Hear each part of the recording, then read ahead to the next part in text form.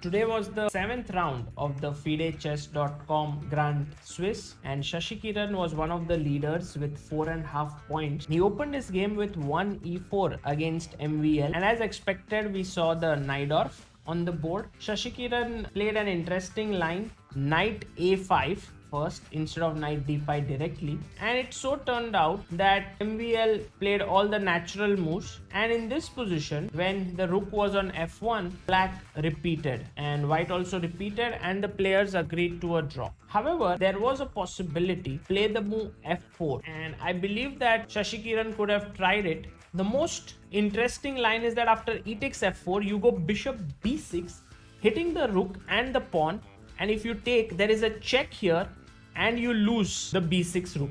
Here Shashi Kiran could have tried, but actually he agreed to a draw. But getting a comfortable draw against a world-class player like MVL is not a bad achievement, and also all other games of players most likely will end in a draw, like even here. Although Ali Reza is a pawn up, this is most likely going to end in a draw. So that means Shashi Kiran would maintain his lead. The next interesting game was Sargsyan versus Nihal Sarin. And Nihal Sarin had very little to worry about. It was a symmetrical Grunfeld variation, the solid Grunfeld variation. And here white was a pawn up, but Nihal did not run after the pawn. He got the bishop pair, and then he slowly kept mounting pressure. Here he recovered the pawn and then took this pawn, and the game slowly ended in a draw. Hari Krishna was the hero of the day. He played a very interesting line h3 in the Grunfeld, which is becoming popular recently. Grishchuk also played it at the candidates. And somehow Chigayev played too creatively, and Hari Krishna didn't have to try so hard. He had a strong center. His knight was well placed. His king was safe. He put his bishop out here on f4. He got his rook in the center. He did everything fine, but Maxim Chigayev, being the resourceful player that he is, started to push the queenside pawn. Now here things started getting very tricky because black has pushed his pawn all the way to a2, rook e1, rook c8, and here is where the mistake happened. Black had to go back rook f8, but it's always difficult to say that, oh, I went wrong completely. So he played f6, but what was the problem with this move? Try to think white to play here. Hari Krishna was on top of his game and found this move queen g4, hitting the rook, which was a well executed move. And even if here you go knight a6, is the same problem with knight takes g6, hg6, queen g6, followed by e5, and rook may swing over, and white is winning there. In the game, queen c3 was played, and now a check, king here, check here, and now a stunning move by Hari Krishna which sealed the win for him. What did white play in this position? White went for the move knight d8, and after rook d8, queen e7 check, and this is all over. The move knight d8 is very beautiful because if you don't take the knight, e7 is hanging, otherwise queen f7 is coming. Too many issues, and Hari Krishna here won the game. That was a big result for Hari, because in the last 5 rounds he has scored 4 points, and he's now on 4.5 out of 7. He's just half a point behind the leaders, and very likely that he might score another win and catch up with the leaders. Raunak Sadhwani against Alexander Predke was a very interesting game. In fact, it was filled with some very nice moments. Raunak playing the enterprising chess that he always plays, and here after knight e4, he played this line queen f3, and although he was a piece up right now, there is this pin in the position, and also his bishop here kind of blocked. So he should have taken here, and but king h8 was possible, and black was winning. So first take on f6, which he did, and now take on b5 was necessary. And white would have had a very nice position because after queen e2, e7 is hanging. He went directly here, and then after take d5, black had this huge mass of pawns which later on resulted in a win for black. Here the position is around equal. Rook g1 or king e1 would have been nice, but he went rook d1, c2, and then d3, and these pawns were very strong. In fact, a very nice move by Predke was to take here and then bishop b2. And here's a nice line which begins with the move, let's say you go king e1, bishop c3, bishop d2, and now you just don't touch anything. You play a5. White cannot move his rook anywhere. The bishop can't move. If you take b takes c3 is winning for black. You can't move your king, so the black king will simply waltz here, h5, h4, and it's a winning position. White has run out of moves, so Raunak lost his game.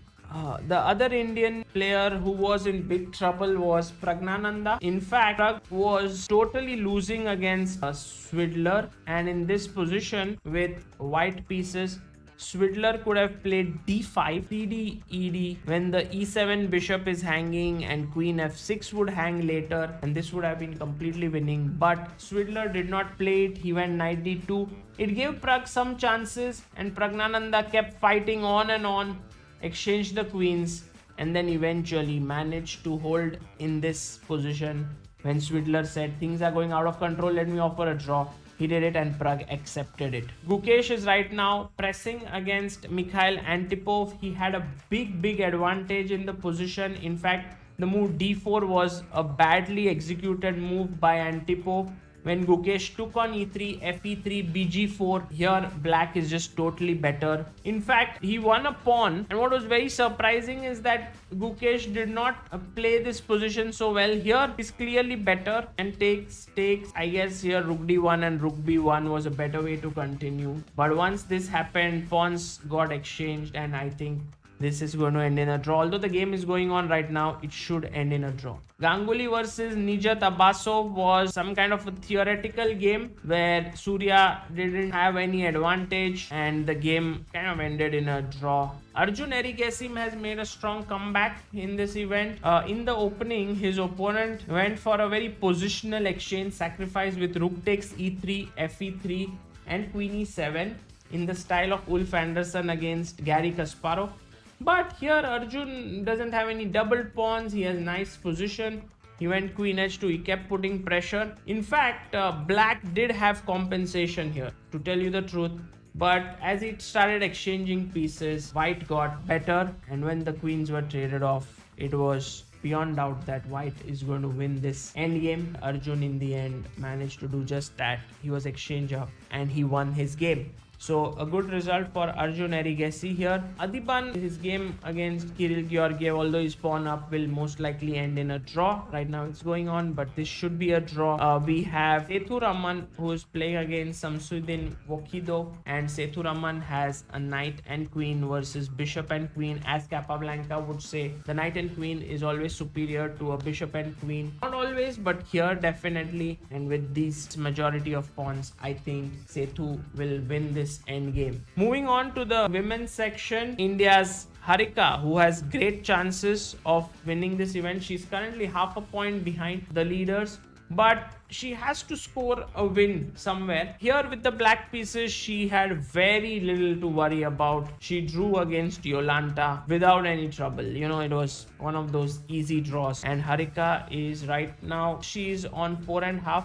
out of 7. Clearly, she has to win a game because there's only one spot left, and Lei Tingye is playing beautifully. She's on 6 out of 7. So the Chinese Grandmaster is actually running away with the tournament. On the other Indian board, we had Vaishali, who had a huge advantage against Monika Sochko, but now it is most likely going to end in a draw. Somewhere around here, she was totally pressing in this position. She went b5, rook h6, and I understand what Sochko wanted to do. If you take here, she wanted to go b4, forking these two. So if knight b7 was played, this would have been a winning position for black, because now after rook d5, very important move to avoid bishop e6 check, white is losing a piece and Vaishali would have won. There were many instances where she could have won, but Monika kept fighting, and it's now most likely going to end in a draw. Vantika is winning in this rook endgame against Carolina Lujan. Vantika's tournament has been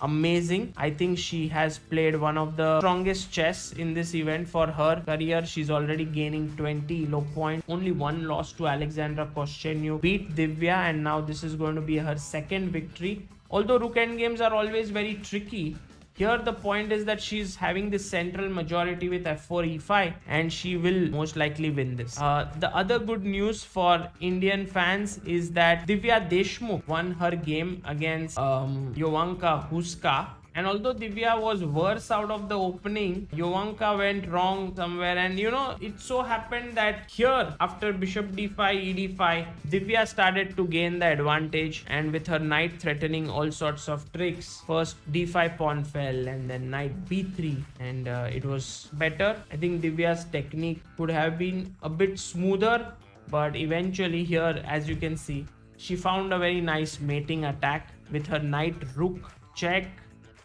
knight e5, g4, f3, f2, and yeah, you move the king to the f file and f1 queen check. So Divya won, but Padmini Raut, who had a very good position, in fact, after her opponent sacrificed an exchange here, it seemed like Padmini was better. Her opponent did not have much compensation, but she went somewhere wrong here, like queen e2 followed by queen b5.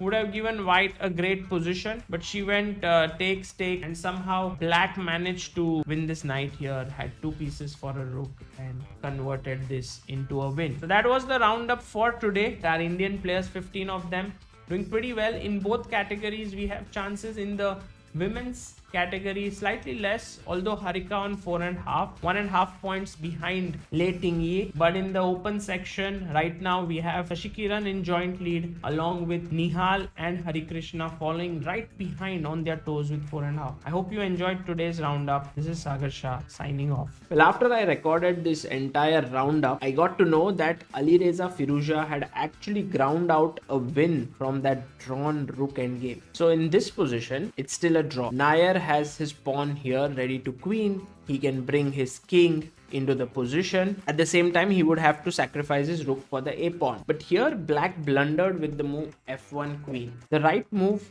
would have been king g6, and let's say you make a queen, take, king takes, king g5, and let's say rook f1, and now king h4. When after takes, you take this pawn, and this is a draw. But it's very important to calculate it accurately. h5, king c6, h4, king d5, and if white had one more move, he would have won. But after king g3, it is a draw. h3 check, and king f, when this pawn will net the rook. But after the move f1 queen, Alireza took, check, and now this is a theoretically winning position because he brought his rook here, check, and Nair didn't have the time to sacrifice his rook for the pawn. Alireza went on to win and is now the sole leader of the Grand Swiss 2021.